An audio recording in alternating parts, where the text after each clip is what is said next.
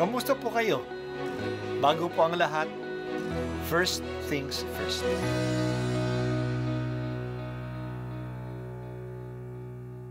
Good morning po. Sinisimulan po natin ngayon ang first things first. At dito po, tinatalakay natin sa unang bahagi ng umaga natin ay ang first readings na binabasa po sa banal na misa. Ito pong tinatalakay natin kasi madalas po kasi marami na tayong alam tungkol sa gospel readings. Pero konti po ang nagsasalita sa first readings. Pero ang first readings, bahagi din po yan ng Biblia, ng banal na kasulatan. Kaya susubaybayan po natin ang mga first readings, basahin po natin at kuminsan kailangan ng basahin ng 2 o 3 beses bago maintindihan kasi hindi po tayo familiar sa mga istorya at sa mga kaisipan na tinatalakay dito. Ang pagbasa mula sa Aklat ng Pahayag. Akong si Juan ay nakakita ng isang bukas na pinto sa langit, at muli kong narinig ang tinig na gaya ng isang trompeta, na ang sabi, "Umakyat ka rito, at ipakikita ko sa iyo ang darating na mga pangyayari." Walang ano-ano'y, kinasihan ako ng Espiritu, at nakita ko sa langit ang isang trono, at ang nakaluklok doon. Ang mukha niya ay maningning, na gaya ng mahahalagang batong haspe, at kornalina. May isang bahagharing kakulay ng esmeralda sa palibot ng trono. Nakapalibot dito ang 24 pang trono. Nakaluklok ang 24 na matatanda. Puti ang kanilang kasuotan at may koronang ginto ang bawat isa. Mula sa trono'y gumuguhit ang kidlat, kasabay ng malalakas na ugong at nakatutulig na kulog. May 7 nagniningas na sulo sa harap ng trono. Ito ang 7 espiritu ng Diyos. Sa harap ng trono, may tila dagat na salaming sinlinaw ng kristal. Nakapaligid sa trono sa bawat panig nito ang 4 na nilalang na buhay na punong-puno ng mga mata sa harap at likod. Katulad naman ng baka ang pangalawa. May mukhang katulad ng tao ang pangatlo, at katulad ng agilang lumilipad ang pang-4. Tig-6 na pakpak ang 4 na nilalang na buhay, at tadtad ng mga mata ang bawat isa. Sa loob at labas, walang tigil ang pag-awit nila araw-gabi. Banal, banal, banal ang Panginoong Diyos na makapangyarihan sa lahat. Ang Diyos sa nakaraan, sa kasalukuyan at siyang darating. At habang umaawit sila ng papuri, parangal at pasasalamat sa nakaluklok sa trono, ang nabubuhay magpakailanman, ang 24 na matatanda na may nagpatira pa sa harap ng trono, at sinamba ang nakaluklok doon. Ang nabubuhay magpakailanman. Inialay nila ang kanilang korona sa harap ng trono, at sinasabing, "Aming Panginoon at Diyos, karapat-dapat kang tumanggap ng papuri, paggalang at kapangyarihan, pagkat ikaw ang lumalang sa lahat ng bagay, at ayon sa iyong kagustuhan, sila'y nilalang mo at pinanatili." Ang salita ng Diyos. Salamat sa Diyos.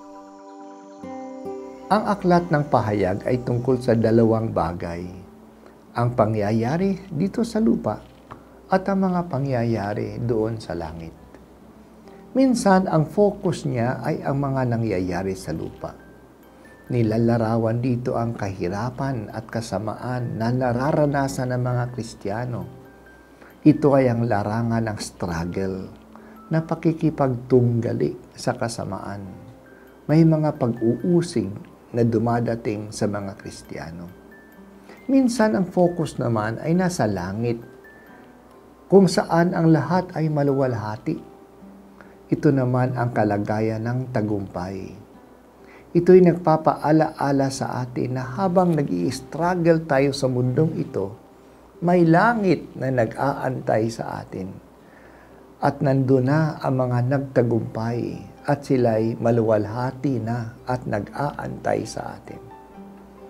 Ang binasa natin ngayon ay ang larawan ng langit sa pangitain ni Juan. May isang matandang marangal na nakaupo sa trono. Maluwalhati siya at napapaligiran ng mga magagandang kulay tulad ng rainbow at mga makapangyarihang tunog tulad ng kulog.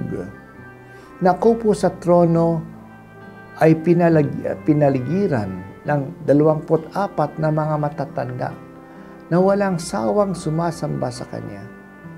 Ang 24 ay kumakatawan sa lahat ng mga 12 tribu ng Israel sa lumang tipan at 12 grupo na tagasunod sa 12 apostol.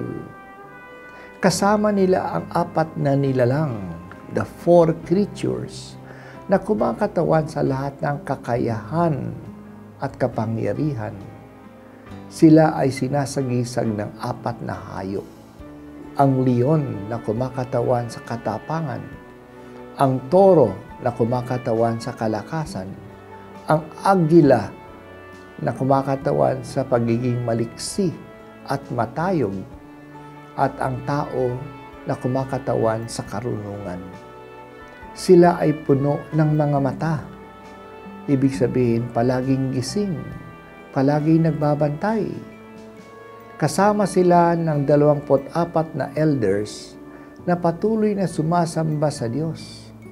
At araw at gabi umaawit sila ng banal, banal, banal na Diyos na makapangyarihan sa lahat. Ito ang heavenly liturgy kung saan ang lahat ng kapangyarihan at kapurihan ay inaalay sa Diyos. Inaasahan natin kapag tayo ay mamatay na tayo ay pupunta sa langit at doon tayo mabubuhay na walang hanggan. Ano naman ang gagawin natin doon? Imagine, walang hanggan, walang katapusan. Doon, walang hanggan tayong sasamba sa Diyos. Walang sawa tayong mamamangha sa kadakilaan niya at walang sawa tayong magpupuri sa Kanya. Ganyan kadakila ang Diyos. Hindi natin siya pagsasawaan.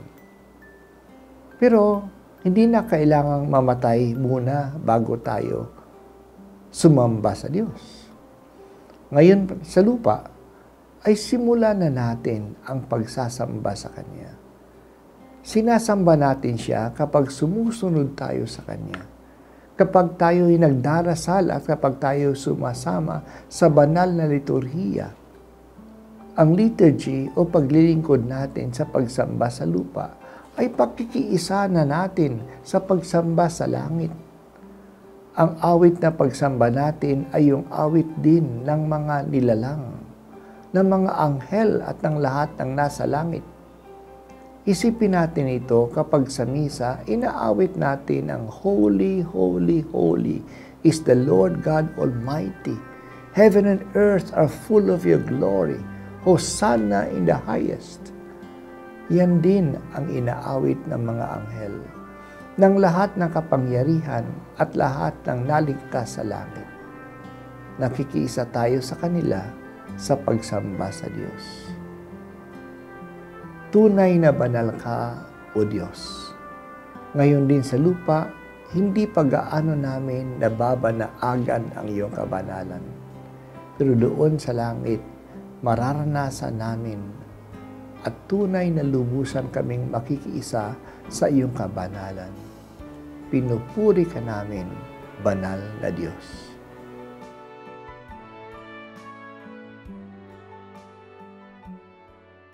At ako po ay si Bishop Broderick Pabilio dito sa First Things First.